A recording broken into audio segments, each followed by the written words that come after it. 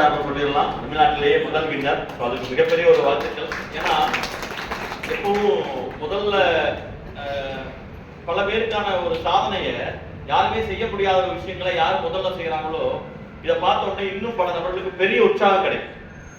பெரிய உற்சாகம் கிடைக்கும். நம்மளும் இதை ஈஸியா அடைய முடியும்னு ஒரு சாட்சியா, ஒரு நம்பிக்கையா, ஒரு முன்மாதிரியா வந்திருக்காங்க. அதுதான் மிகப்பெரிய ஒரு வாழ்த்துக்கள். அதுக்காக தான். ஏன்னா அதுக்கப்புறம் வரக்கூடிய எல்லோருமே அதை பின்பற்றி செய்ய முடியுங்கிறதுக்கு பல உதாரணங்கள் இருக்கு. அந்த மாதிரி நம்ம எல்லாருக்கும் ஒரு முன்மாதிரியா இன்னைக்கு எல்லா விஷயங்களையும் நம்ம லீடர்ஸ் மாறிக்கிட்டு இருக்காங்க. இவ்வளவு சாட்சிகளோட மைலேஸ்வரங்கிற ஒரு தொழில் வாய்ப்புக்குள்ள நம்ம எல்லாரும் யாரோ ஒரு நபர் சொல்லி உள்ள வந்திருக்கோம். வேற வேற ஊர்ல இருந்து, வேற வேற தொழில்கள் இருந்து, வேற வேற வேலையில இருந்து இங்க வந்திருக்கோம். ரைட்டா ராங்? கரெக்டா இல்லையா? இன்னைக்கு வேலைக்கு லீவ் போட்டு கூட இங்க வந்திருக்கீங்க. ஆமாங்க சார். கரெக்டா இல்லையா? நான் உங்ககிட்ட சில கேள்விகள் கேட்க போறேன். எதுக்காக மைலேஸ்வரன் தொழில ஆரம்பிச்சிருக்கீங்க?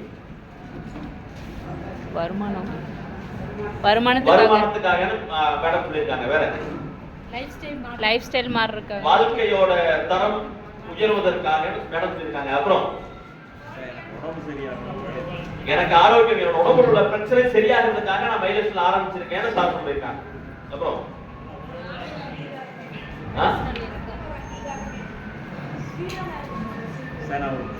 10 பேராவது என்னை வாழ்த்தணும். 10 பேராவது என் வாழ்க்கையில என்னைய வாழ்த்தணும், அதுக்காக ஆரம்பிச்சிருக்கேன். உண்மைதான். இந்த உலகத்துல அதுவும் ரொம்ப குறைவு தான். நல்ல உறவுகளுக்காக நம்ம ஆரம்பிச்சிருக்கோம் அப்படிங்க. ஏன்னா என்னோட கேள்வி அதுதான். உங்கள்கிட்ட நான் கேட்க போறதும் அதுதான் கேட்க போறேன். எனக்கு ஆல்ரெடி ஒரு தொழில் இருந்துச்சு, ஏன் நான் மைலேஸ்ல ஆரம்பிக்கணும்? உங்கள்கிட்டயே அதான் கேட்கிறேன். உங்களுக்கு ஆல்ரெடி எல்லாரும் ஒரு வேலையில் இருக்கீங்க, ஒரு தொழில் இருக்கீங்க, எதுக்காக மைலேஸ்ல மறுபடியும் ஒரு ஆரம்பிக்கணும்? வருமானத்துக்காக சொன்னீங்க. இப்ப வருமானம் சம்பாதிச்சு இருக்கீங்க, யாரும் சும்மா இல்லையே சார். எனக்கு சாப்பிட்றது கூட வழி இல்லை சார், ஏதாவது ஒரு உலகத்தை வேலையே இல்லை சார் எங்கேயுமே, அதனால நான் மைலேஸ் எனக்கு வேணும்னு தேடி எடுத்திருக்கேன் அப்படின்னு யாரும் இருக்குமா? இல்லையே. ஏன் மைலேஸ்ல நம்ம வந்து ஆரம்பிச்சிருக்கோம்? ஒரு வேலை, ஒரு தொழில் வெளி இருக்கு, ஏன் மாறாயுதம் செய்யணும்? அதான் உங்ககிட்ட கேட்கிற கேள்வி. ஒரு ஃபேமிலிக்கான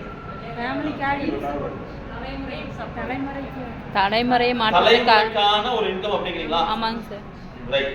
தலைமுறைக்கான ஒரு இன்கம் கிடைக்குது. அப்புறம் நம்ம இல்லைனாலும் நம்ம குடும்பத்துக்கு வருமானம் வருது. கரெக்ட். அப்புறம் வெளியே ஒரு வேலை பார்த்தோம்னா அதே மாதிரிதான் இருக்கும், வாழ்க்கையில ஒரு உயர்வு கிடைக்காது. மைலேஜ் பண்ணும்போது உயர்வு தான் பார்த்திருக்கோம், அது மாதிரி நம்மளுக்கு உயர்வு கிடைக்கும் ஆரம்பிச்சிருக்கோம். கரெக்ட் தானே? இவ்வளவு நல்ல விஷயங்கள் இருக்கு, ஆரோக்கியம் கிடைக்குது, எவ்வளவோ பிரச்சனைகள் சரியா இருக்கு. கரெக்டா? யாரெல்லாம் இருக்கீங்க எனக்கு இந்த பிரச்சனை சரியாச்சு சார் அப்படிங்கிறவங்க? நேற்று பார்த்தா திருமங்கலத்துல அவ்வளவு பேர், அதுக்கே டைம் ஒதுக்கணும் போல. இவ்வளவு பேர் இருக்கீங்களா? என்ன பிரச்சனையும் சரியாச்சு? அண்ணா சொல்லலாமா? என்னென்ன உங்களுக்கு பிரச்சனையும் சரியாச்சு? சும்மா பாருங்க. கேன்சர் வந்து ரெடியா இருக்கா உங்களுக்கா? அப்படியா? அந்த ஸ்டேஜ் என்ன ஸ்டேஜ் இருந்துச்சு? என்ன ஸ்டேஜ் இருந்துச்சுங்க? எந்த கண்டிஷன்ல இருந்தாங்க? கண்டிஷன் சரி, நல்லா இருக்காங்களா? சந்தோஷம். யாரு அப்பா லீடர்ஸ் யாரு மருந்து கொடுத்தவங்க? எல்லாமே முத்துக்குமார் சார். ரைட். விசாரிச்சுக்கோம். சூப்பரா. ரைட். என்ன பிரச்சனையுமா சரியாச்சு உங்களுக்கு? அல்சர் பிரச்சனை உங்களுக்கு சரியாச்சு அப்படிங்கிறாங்க. ரைட். நிறைய இங்க சொன்னீங்க. வேற என்ன பிரச்சனை உங்களுக்கு சரியாச்சு? சார் தைராய்டு தொந்தரவு. டயபெட்டிஸ் இருந்துச்சு, இன்னைக்கு நார்மல்ல இருக்கு. சொல்லு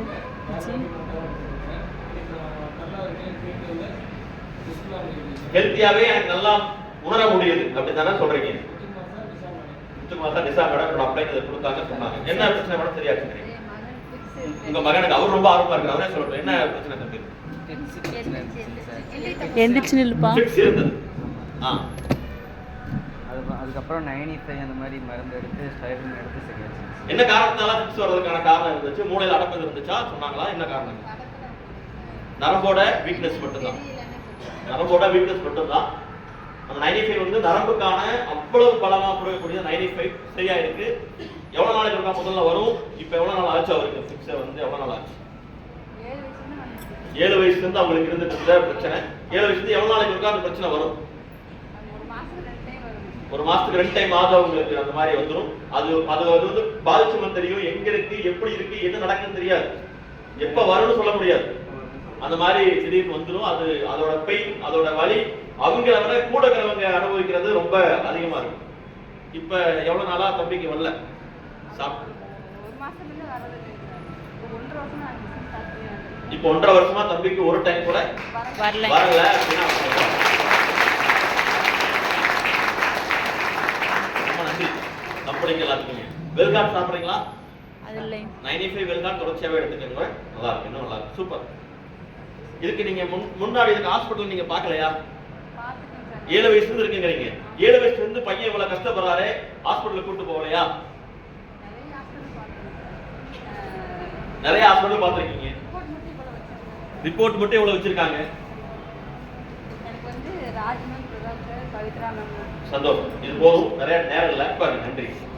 இன்னும் நிறைய வீடியோஸ் மாதிரிலாம் எடுத்து கொடுக்கணும். நான் கொஞ்சம் கொடுக்காம இருக்கணும். எல்லாம் நிறைய வீடியோ இருக்கு, தனியா வச்சு எல்லாத்தையும் ஒரு வீடியோவா எடுத்து கொடுப்போம், எல்லா மக்களுக்கும் தெரிய வைக்கிறாரு. ஏன்னா இங்க சாட்சிக்கு ஆள் இல்லை, அப்படித்தானே? கரெக்டா இல்லையா? இதை போய் நீங்க சொல்லி எவ்வளவு நல்ல விஷயம் இருக்கு. வருமானம் இருக்கு, நாமளி இருக்கு, ஹெல்த் நல்லா இருக்கு, நம்ம இல்லாட்டியும் அந்த வருமானம் குடும்பத்துக்கு கிடைக்கக்கூடிய தொழில் வாய்ப்பு, இவ்வளவு விஷயம் இருக்கும் போது இன்னும் சில மக்கள் சொன்னா நம்ப மாட்டேங்கிறாங்களே, என்ன பண்றது? கரெக்டா? கேள்வி நான் சொல்றது இவ்வளவு விஷயம் இருக்குல்ல, இவ்வளவு நல்லது இருக்குல்ல, உண்மையா பொய்யா நீங்க சொல்றது? ஆனா இன்னும் சில மக்களுக்கு புரியல, இதை பத்தி தெரியல, அவங்க நம்ப மாட்டேங்கிறாங்கன்னா அது உண்மைதான். ஏன்னா நிறைய போலிகளையும் நல்லதையும் மக்களுக்கு பிரிச்சு பார்க்க தெரியல. இதனால மக்கள் அப்படிதான் இருப்பாங்க. ஆனா நீங்க சொன்னா கேட்க மாட்டேங்கிறாங்களே, இதுக்கு என்ன பண்றது? கரெக்ட். இது மாதிரி மீட்டிங்ல கூட்டு உட்கார வச்சாதான் அவங்களுக்கு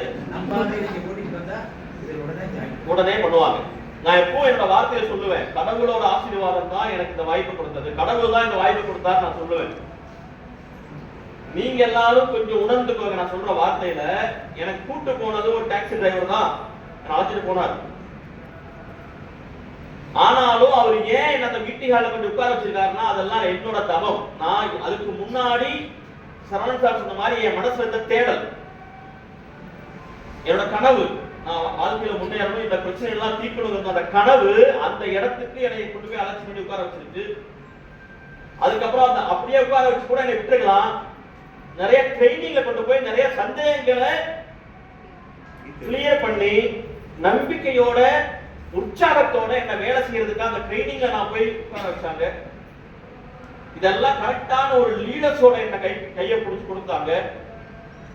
இதெல்லாம் அமைஞ்சதுதான் அந்த காரணம்.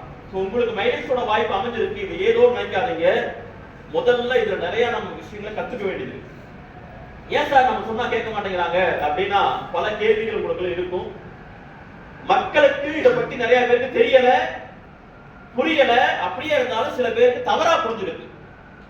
இதெல்லாம் ஆள் சேர்க்கிற வேலை, கொஞ்ச நாள்ல ஓடி போயிடுவாங்க, இதெல்லாம் நடக்காது, தொடர்ச்சியா நடக்காது, இல்ல என்னால முடியாது, இதெல்லாம் நம்மளுக்கு ஆகாது, இது அலையணுமே, நிறைய கஷ்டப்படணும், இந்த மாதிரி பல விஷயங்கள் சொல்றாங்க. மக்களுக்கு புரியல, இது ஒரு அருமை தெரியல. ஏன்னா ஒரு விஷயம் உள்ள போய் தெளிவா படிச்சு பார்த்தாதான், இல்ல அதை புரிஞ்சுக்கிட்டாதான் அது சரியா தப்பா, இது முடியுமா முடியாதான்னு முடிவு பண்ண முடியும். ஆனா அதெல்லாம் முயற்சியே பண்ணாம ஒரு விஷயம் தெரியாமையே வெளியே இருந்து என்ன சொல்லுவாங்க, இதான் முடியாது. எப்படி முடியாது சொல்றீங்க? முயற்சி பண்ணி தான் சொல்லணும், இல்ல முயற்சி பண்ணவங்களை என்னன்னு தெரிஞ்சுக்கிட்டு தான் சொல்லணும், தெரியாமையே சொல்லுவாங்க. அப்ப மக்களுக்கு புரியும், இத்தனை மக்களுக்கு புரியாம இருக்குன்னா, மைனஸுக்கு தெரியாம இருக்குன்னா, இது உங்களுக்கு பலமா பலவீனமா? பலம் தாங்க சார். அது எப்படி சொல்றீங்க? இவ்வளவு பேருக்கு யாருமே தெரியல, எல்லாருக்கும் தெரிஞ்சதுன்னா ரொம்ப நல்லா இருக்குல்ல. ஒரு சூப்பரான ஒரு ஹெர்பல் பேஸ்ட் இருக்கு, இத்தனை பேர் மக்கள் சுகர்ல இருக்காங்க, ஆயுசு ஃபுல்லா சுகருக்கு மெடிசன் சாப்பிடுறாங்க, அந்த மெடிசன் பக்க விளைவு கொடுக்குது. 7 வயசுல இருந்து சரியான பிரச்சனை சரியாகாம பக்க விளைவு கொடுக்குது, சரியாயிருக்கு, வெளியே சாப்பிடும் போது பக்க விளைவுகளை கொடுக்குது. இவ்வளவு நல்ல விஷயம் இருக்கும் போது மக்களுக்கு தெரியாம இருக்கு. இதெல்லாமே ஒரு விளம்பரத்துல இந்த மாதிரி பொருள் சூப்பரா இருக்கு, பேஸ்ட் இவ்வளவு சூப்பரா இருக்கு அப்படின்னு கம்பெனி ஒரு விளம்பரம் பண்ணி எல்லா மக்களும் சொல்லிட்டு வச்சுங்களேன், விளம்பரம் பண்ணிட்டு வச்சுங்களேன். நீங்க சொன்னோடனே மக்கள் கேட்டுப்பாங்கல்ல, ஆமா அத விளம்பரம் பார்த்து சொன்னாங்க அப்படின்னு கேட்டுவாங்கல்ல. கம்பெனி ஒரு விளம்பரம் பண்ண சொல்லலாமா? வேண்டாங்க சார், வேண்டாங்க சார். என்ன என்ன இப்படி சொல்லிட்டீங்க? இன்னும் கம்பெனி விளம்பரம் பண்ணிட்டா நல்லா இருக்கும்ல? சார் அவங்களுக்கு நமக்கு தான் வருமானம் அவங்க- இருக்காது. நமக்கு வருமானம் இருக்காது. யாரு கம்பெனிக்காரங்க லாபம்? விளம்பரம் பண்ணா மைலேஜ் கம்பெனிக்காரங்க தான் லாபமா? நமக்கு நடிகர்களுக்குங்க சார். ஆமாங்க, அவங்க சொன்னதானே கேக்குறாங்க. நயன்தாரா சொன்னா கேட்பாங்க, நீங்க சொன்னா கேக்குறாங்களா? நம்மளும் அதுக்குதான் ஒரு விளம்பரம் பண்ண சொல்லுவோம்னு உங்ககிட்ட கேக்குறேன். ஹெர்பல் பேஸ்ட் எவ்வளவு சூப்பரா இருக்கு அப்படின்னு ஒரு டெமோ நம்ம பண்ணிக்காங்க, டெமோ பண்ணி ஒரு விளம்பரம் பண்ணாங்க அப்படின்னா on and on herbal paste அப்படின்னு ஒரு விளம்பரம் பண்ணி சொல்லிட்டாங்கன்னா நம்ம போய் சொன்னோம், ஆமா டிவியில பார்த்தேன், நாடகம் பார்க்கும்போது இந்த விளம்பரத்தை பார்த்தேன், நல்லா இருக்குன்னு சொன்னா கூட பார்ப்போம்னு வாங்குவாங்க. நீங்க தனியா கொடுக்கும்போது 1008 கேள்வி கேட்பாங்க, இதுதான் பிரச்சனை வருமா? இது சைடு எஃபெக்ட் ஆகுமா? இதே டாக்டர்கிட்ட வாங்கும்போது கேட்கல, ஆனா நம்ம கிட்ட வாங்கும்போது கேட்பாங்க. கேட்கறாங்க. இதுதான் ஒரு விளம்பரம் பண்ணா நல்லா இருக்கும்ல, என்ன சொல்றீங்க? ஏன்னா சார் கரெக்ட். டைரக்ட் செல்லிங்னா என்னன்னு புரிஞ்சுக்கோங்க. நான் இதை புரியாம இதை போய் கம்பெனில நானும் கேட்டேன், எங்களோட சிஓ சார்ட்ட. சார் சொன்னாரு, என்னடா இத்தனை கோடி போட்டு பண்றேன், எனக்கு இந்த யோசனை தோணாம போச்சு, நல்ல ஐடியாவா இருக்கு, சரி நாளைல இருந்து விளம்பரம் பண்ணிடுவோம்னு சொல்லிட்டு நடிகர்களை வச்சு சூப்பரா விளம்பரம் பண்ணலாம், எந்த நடிகர் வேணும் எல்லாம் கேட்டாங்க. நானும் சும்மா அடிச்சு விட்டேன். சார் சூப்பரா சொல்லிட்டு கண்டிப்பா நல்ல டர்ன் வரும், நிறைய கம்பெனி வியாபாரம் ஆகும், ஆனா அடுத்த வாரம் வந்து உனக்கு ₹1 கூட தர மாட்டேன். ஐடியா கொடுத்தவனுக்கு ஆப்பு. ஆமா அப்படிங்கிற மாதிரி நான் கேட்டேன். ஆமா, அடுத்த வாரம் உனக்கு ₹1 கூட தர மாட்டேன். ஏன் சார்? அப்புறம் அவனுக்கு யார் தரது? நடிகைக்கு யார் தரது? நடிகை நடிக்க வச்சு நான் போய் எல்லாத்தையும் கொடுக்க முடியுமா? அதை டிவியில ஒளிபரப்பணும்ல. டிவிக்காரனுக்கு யார் பணம் தரது? டிவிக்காரனுக்கு ஒளிபரப்பிட்டா மக்களுக்கு போய் விளம்பரம் செய்திரும். இந்த பொருள் எங்கேயும் போய் கடையில தான் கேட்பாங்க. அப்ப கணக்காரனை நான் நேரடியா அனுப்பிச்சிருவேன், டீலருக்கு அனுப்பிச்சிருவேன், கணக்காரன் நேரடியா அனுப்பிச்சிருவேன். அவங்களுக்கு எல்லாம் யார் லாபம் கொடுக்கறது? அப்புறம் எப்படி உனக்கு தர முடியும்?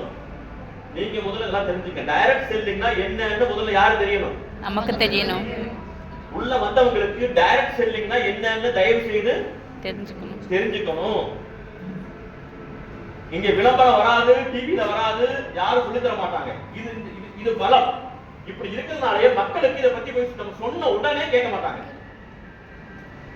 திருப்பி திருப்பி அவங்க எப்படி நம்புறாங்களோ அது மாதிரி சொல்லி தர நம்ம தயாரா மாறணும். முதல் விஷயம் சொன்னார், நம்ம என்ன பண்றோம், அவங்க கேட்கலன்னா என்ன பண்ணிடுவோம், அப்படியே விட்டுறோம். நான் அதுதான் உங்களை கேட்கிறேன். என்னோட விஷயம், நான் ஸ்டார்ட் பண்ணும்போது இந்த ஊர்ல யாருக்குமே மைலேஜ் பத்தி தெரியல. அது என்னோட எல்லாரும் தெரிஞ்சா நல்லா இருக்கும்ல சார், நான் போய் சொன்னோன்னே வாங்கிட்டா பரவாயில்ல. யாருக்குமே தெரியல. தெரியலங்கிறது பிரச்சனையா பார்க்க யாருக்குமே தெரியல சார், யாருமே சொன்னா கேட்க மாட்டேங்கிறாங்க சார், ஒரு பிரச்சனையா பாக்குற நபர் இருக்காங்க. ரைட்டா? யாருமே நான் சொன்னா கேட்க மாட்டேங்கிறாங்க. நான் மீட்டிங் கூப்பிட்டா யாருமே வர மாட்டேங்கிறாங்க அப்படிங்கறத ஒரு பிரச்சனையா பாக்குற நபர் இருக்காங்க, உங்களுக்குள்ளேயே இருக்காங்க. மனசு சோர்வாகிற நபர் உங்களுக்குள்ளேயே இருக்காங்க. இதவே ஒரு பலமா பாக்குற நபரும் இருக்காங்க. ரைட்? யாருக்குமே தெரியல, நான் கூப்பிட்டா வரல, அப்ப எப்படி கூப்பிட்டா அவங்க வருவாங்க, எப்படி சொன்னா அவங்க பொருளை வாங்குவாங்க, எப்படி சொன்னா பிசினஸ்ல வருவாங்கன்னு தன்னோட பலத்தை நிரூபிக்க தயாரானவங்க. அவங்க கேட்கலன்னு விடுறவங்க இந்த பலவீனம் நினைக்கிறாங்க. எப்படி சொன்னா கேட்பாங்க, நம்ம என்ன கத்துக்கணும்னு சொன்னவங்க பலமா இந்த தொழிலை பாக்குறாங்க. வித்தியாசம் அவ்வளவுதான். நீங்க எப்படி பார்க்க போறீங்க? பலமா தான் பார்க்க போறாங்க. பலமா தான் பார்க்கறோம். பலமா தான் பார்க்கணும். சந்தோஷம். அதுக்கு அவங்க கொஞ்சம் பேச போறோம், அதை பத்தி தான் பேச போறோம். நான் பேசுறது கடைசியில கேக்குது இல்ல? ரைட், மைக்கே இல்லாட்டி கூட கேட்கும். ரைட்டா? சந்தோஷம். அதை பத்தி தான் பேச போறோம். மைலேஜோட தொழில் வாய்ப்பு என்ன, டைரக்ட் செல்லிங்னா என்னன்னு தயவு செய்து தெரிஞ்சுக்கோங்க.